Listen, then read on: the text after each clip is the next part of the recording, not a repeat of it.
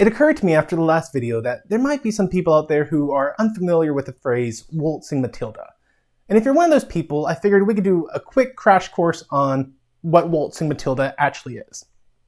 Waltzing Matilda is the unofficial national anthem of Australia. But you can't just talk about this song, it has to be sung. And before I can sing it, there are several Australian colloquialisms that we need to go over. But I've asked Classical Matt to join me today. Classical Matt, come on up here. Classical Matt, where is your instrument? What? We've played a trombone since junior high. What are you doing with a harmonica? Whatever, just give me some ambiance music to explain these words. Oh, okay, that will work. First off, one of the colloquialisms you need to know is a billabong. A billabong is just a pool of deep water. A billy is a tin can that you would make your soup in, or you'd hang it there over the campfire and you'd let your soup or your tea boil. A jumbuck is a little lamb, and a tucker bag, as the name implies, is a bag that you would carry tucker in. Which, I guess I should explain that tucker is food, so it was your food bag. And finally, there's a thing called a swagman. And in the United States, that'd be more or less like our hobos. What the swagman would do is every morning he'd take his blanket and he'd roll it up, and then he'd attach a bit of twine to it, and he'd carry it over his shoulder.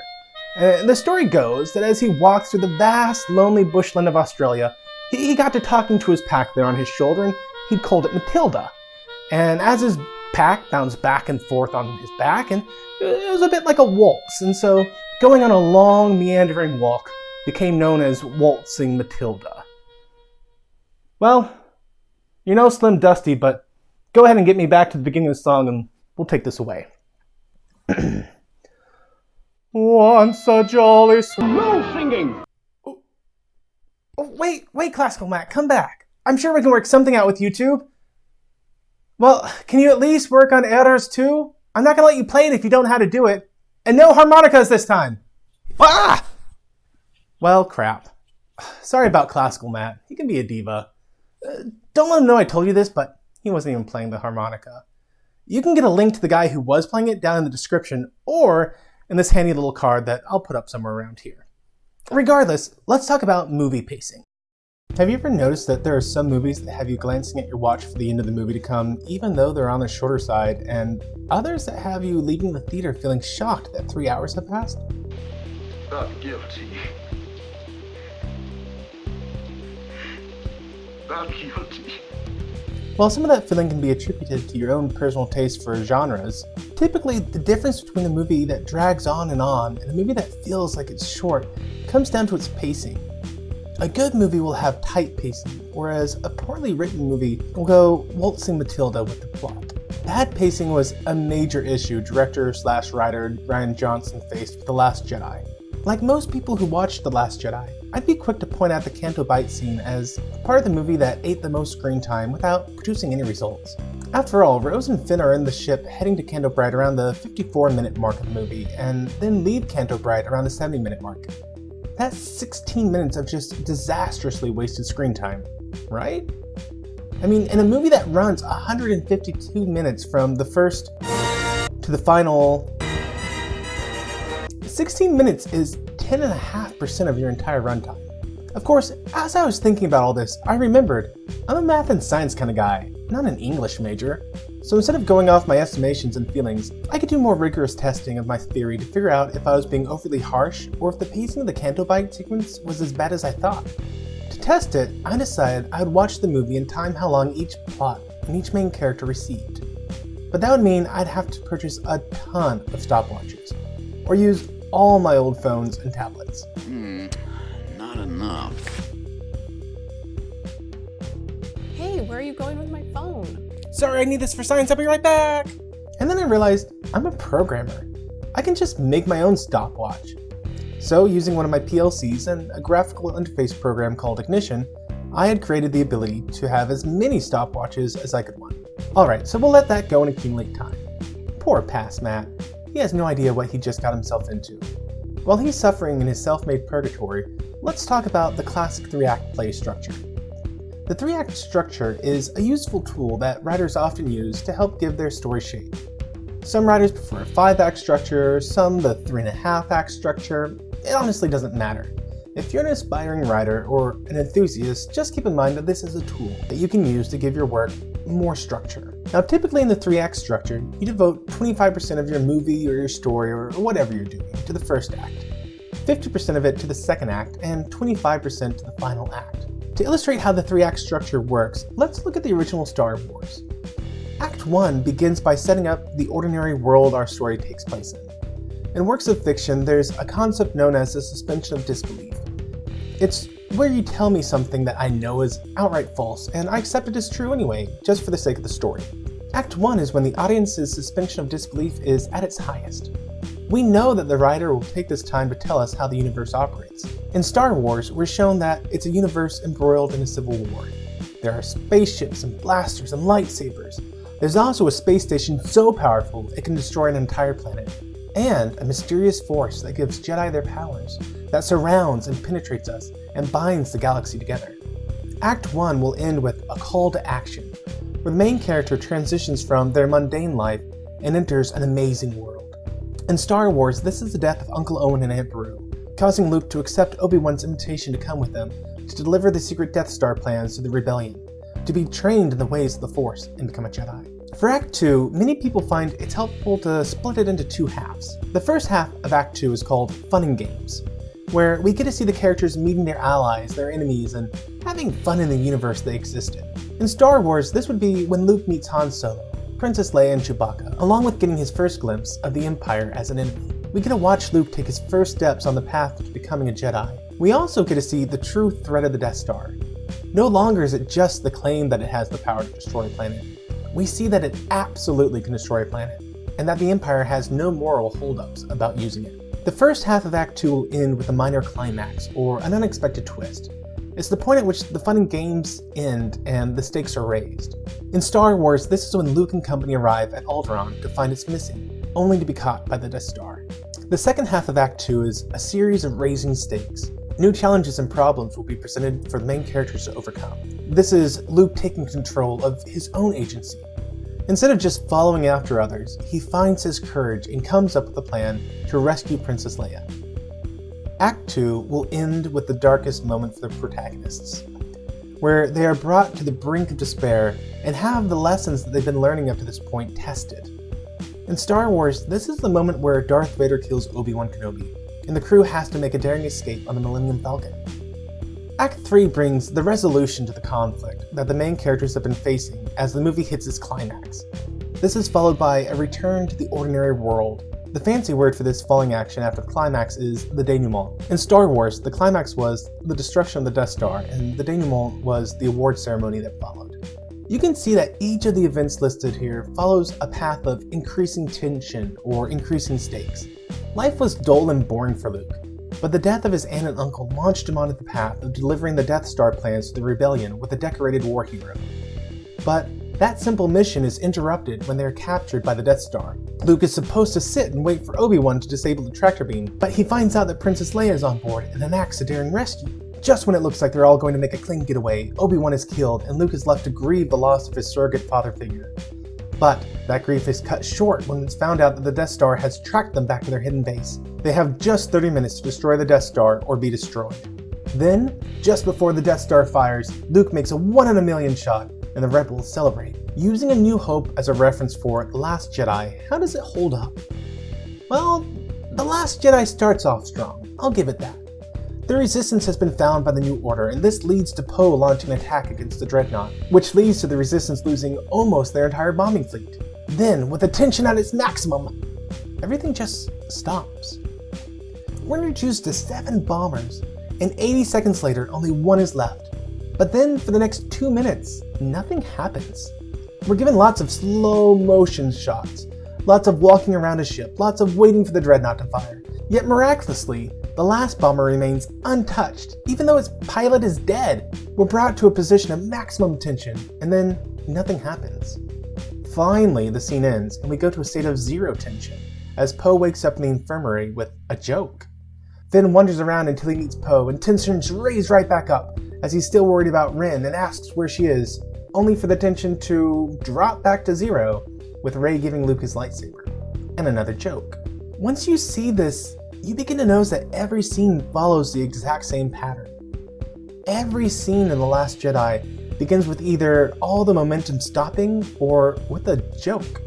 It's a terrible place filled with the worst people in the galaxy. Told those two, I said, this is a public beach, you can't park that shuttle here. Only to have the tension almost immediately raised to its highest position.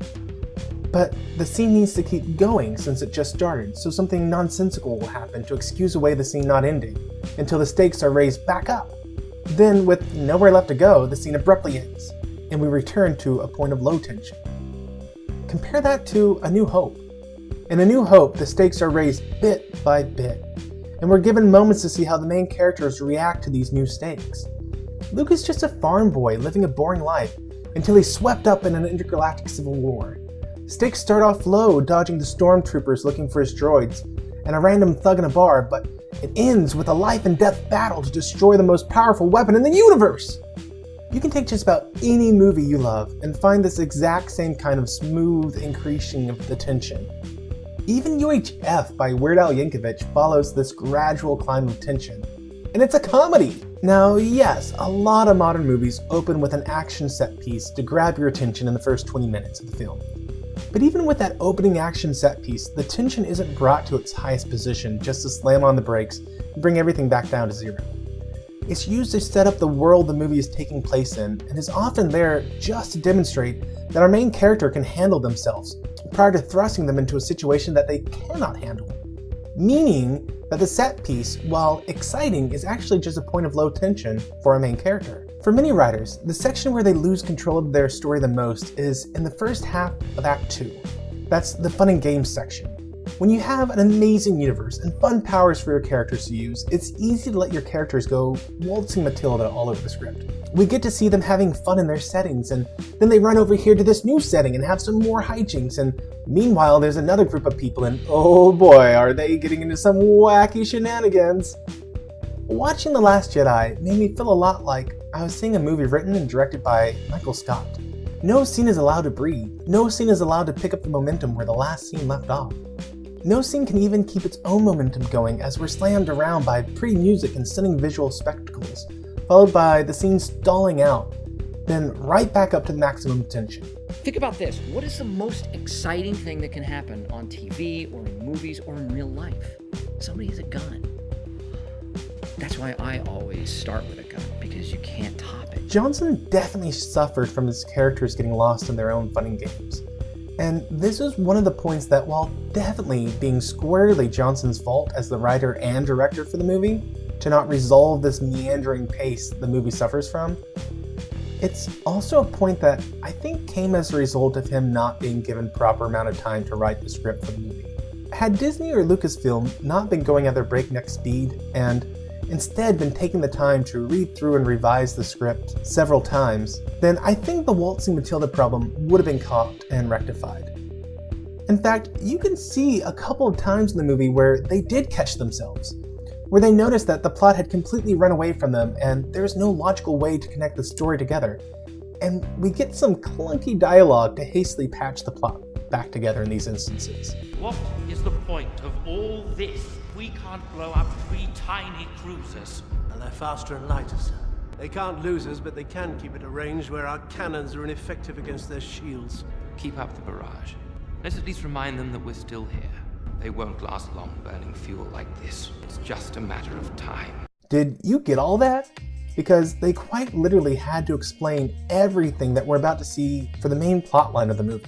The point where you cannot successfully show the audience what the plot is going to be and have to spoon-feed it them over the course of 30 seconds of dialogue, you've done messed up. Now there was a simple fix for this problem. As you read through your screenplay or your novel or whatever you want to make, just make a note every time your story transitions between 2 events and then describe that transition using the words, "this leads to," or "meanwhile." If you find that the majority of your transitions would be described using the phrase "meanwhile," odds are high that you've got a problem. Looking back at A New Hope, if I were to describe the overall plot, it might sound something like this. The Rebel ship with the Death Star plans is under attack. This leads to Princess Leia entrusting the plans to an R2 unit. This leads to the droids escaping to the planet below. This leads to the droids being captured by the Jawas. This leads to Luke's uncle purchasing the 2 droids. This leads to the Empire killing Luke's aunt and uncle. This leads to Luke joining Obi-Wan Kenobi. This leads to them taking the Millennium Falcon. This leads them to the Death Star. This leads them to Princess Leia in a confrontation with Darth Vader. Their escape leads the Death Star to the Rebel base. This leads the Rebels to making a Hail Mary assault against the Death Star. This leads to the destruction of the Death Star. This leads to celebrations. With A New Hope, everything I'm seeing on the screen leads into the next scene, and I'm left feeling invested in the movie. I feel like I'm right there with everyone, as one event neatly ties into the next and the tension and stakes are smoothly raised from one scene to the next. With The Last Jedi, however, I have a harder time becoming invested. The Resistance makes their escape.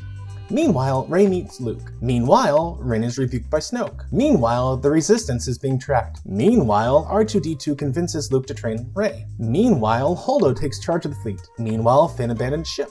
Meanwhile, Rey and Ren start dating. Meanwhile, Finn and Rose run to Space Vegas for a shotgun wedding. Meanwhile, everything stops for an important message against animal abuse. Meanwhile, Rey trains herself. Meanwhile, Finn and Rose escape with their Elvis chaplain to disable the space tracker. Meanwhile, Chewie is winning leading performer in his debut role of the play Driving Miss Daisy Ridley, and drops Rey off at her boyfriend's house. Meanwhile, Holdo and Poe are bickering like an old married couple and split up with Poe taking custody of the kids.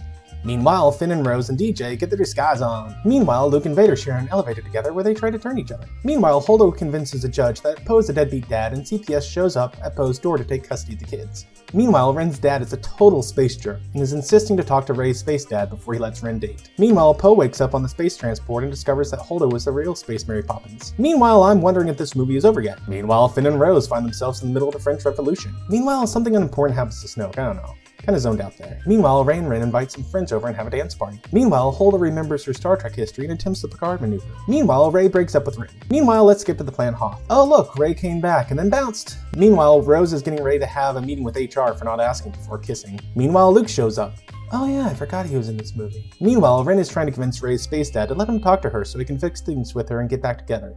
But Space Dad is like, nah. Meanwhile, the Resistance is getting out of Dodge. Meanwhile, Luke didn't like the way Ren was treating his space daughter, so he stood up and started to shout, but Ren threw a right cross and knocked the old Jedi out. Meanwhile, the movie finally ended. For those not counting, there were about 3 main plot lines. The main plot line of the Resistance trying to escape the First Order, which had 2 subplots of Poe vs. Holdo and Finn and Rose. A B plot line of Rey being not trained by Luke, which had a secondary subplot of what happened between Luke and Ren, and finally a C plot line of Ren and Snoke and Hux. There's just too much going on in this movie that most of the time it doesn't tie into one another. Instead of feeling invested, I feel like a kid caught in a custody battle between mom and dad, and I'm over here just wanting to live with grandparents. It's like there are 2 completely different movies going on, and we keep jumping back and forth between the 2 of them. Checking back in with our stopwatches to see how things turned out, we can see that the Canto Bright sequence only took 12.5 minutes. That's about 8% of the screen time, so that's a little better than I estimated. The difference between the times I estimated and the times I actually got is that during the Canto Bight sequence, we cut to Rey and Poe a couple of times. All things considered, that's not long enough of a scene to really slog down a movie. While Canto Bight is the most egregious example of the plot going Waltzing Matilda, so it's the one most people point at for why the movie feels so tedious, it actually isn't that much of a time sink. In fact, the Canto Bight sequence was one of the most cleanly written pieces of the movie where events tied together cleanly. So if it's not the Canto Bight sequence, what on earth went wrong? Well, when writing up my notes for The Last Jedi, I used the word meanwhile a staggering 64 times and the phrase this leads to only 43 times when describing how one event leads into the next. Contrast this to A New Hope, a movie that I hope we can all agree is well paced. In my notes, I used the phrase, this leads to 69 times, and meanwhile 21 times. And with those meanwhile statements in A New Hope, only one of them was actually disjointed from the scenes that came prior or after to it. And that was the scene that George Lucas put back in of Han talking to Jabba. For an example of what I mean by the meanwhile statements transitioning into each other, consider the scene where the Empire finds out that the Death Star plans were on the escape pod that was jettisoned to the planet. Meanwhile, we see R2-D2 and C-3PO on the planet. These 2 scenes are immediately tied to each other as we follow the plot forward. Or consider the scene where Obi-Wan Kenobi finds out about the Death Star plans, and meanwhile we cut over to a conference meeting where the generals are discussing the danger those very plans could pose. this is a proper way to use a meanwhile transition. Yes, we jump to a scene that isn't caused by the events that just happened, but we do follow the plot forward. The new scene is relevant because we are further exploring some piece of information that the previous scene introduced. A piece of information that is immediately relevant to the overarching plot. When scenes don't play off one another, you end up with sections of the story that could be entirely removed without it impacting the plot at all. Think about it. What if instead of any of the Candlebright sequence, you went straight from Finn and Rose on the Resistance ship to them sneaking onto the Supremacy? Let's say DJ was already a member of the crew, or someone that Maz sent their way. It doesn't matter, because in either case, the Candlebright sequence could have been removed and the plot would have been completely unaffected. In fact, why even the space call to Maz? Since when did Poe know her? This section of the movie could be cut and all that we would have is a better paced movie. In fact, you could remove the entire Holdo-verse Poe plotline for that matter. That's almost a full hour of screen time, and you would still have a movie with Holdo sacrificing herself and Poe realizing that there are more options than fighting in an X-Wing. But you would gain an hour to flesh out Rey and Luke, or Ren and Snoke, or Hux, or any one of these other characters we already had in the movies. So let me wrap this up by summarizing everything into 3 quick points. If you want to create a work of fiction, or you want to have a neat, clean story in general, here are my tips for you. First off, until you are a well-established writer who understands how to bend writing conventions to get what you want out of them, start off by making use of writer's tools such as the 3-act or 5-act structure, or a hero's journey, or any number of references that exist online right now for free. Just because you use these tools does not mean that you'll end up with a cookie-cutter movie. Pride and Prejudice and Star Wars are vastly different movies, yet they can both be broken down into a 3-act storyboard as a point of reference. Number 2, maximize your use of "this leads to" transitions. When you need to use a meanwhile transition, make sure it cleanly connects to your plot. The more you use "this leads to," the more an audience will connect with your characters and feel like they're part of the game, taking part in their action. And 3, be aware of getting lost in the fun and games of your second act. The more fun a world is, the easier it is to get lost in it. And I think this is actually a testament to Rian Johnson. His movie got lost in the fun of Star Wars, and as a result, his plot suffered. Recently, Johnson has said in an interview that he hated Episode 5 of Star Wars, and I think that's sad, because I don't think he hated Episode 5 when he first wrote The Last Jedi. I think Johnson did love Star Wars, but he got lost in it. He had fun making things up for Star Wars, and failed to fact-check any of his fun ideas. It's only now, after the disaster that The Last Jedi was, that he's projecting his failure onto Episode 5. The Last Jedi and The Empire Strikes Back are 2 extremely similar films with the plot following 2 different groups. Luke is trained by Yoda, Rey is trained by Luke. Han and Leia are trying to evade the Empire, Finn and Rose are trying to evade the First Order. However, Lucas made sure that even as he jumped back and forth between these 2 groups, the tension steadily increased and the 2 plots were tightly bound to one another. Johnson failed to do this, and I think his abject failure to recreate that magic has caused him to lash out at what he failed to emulate.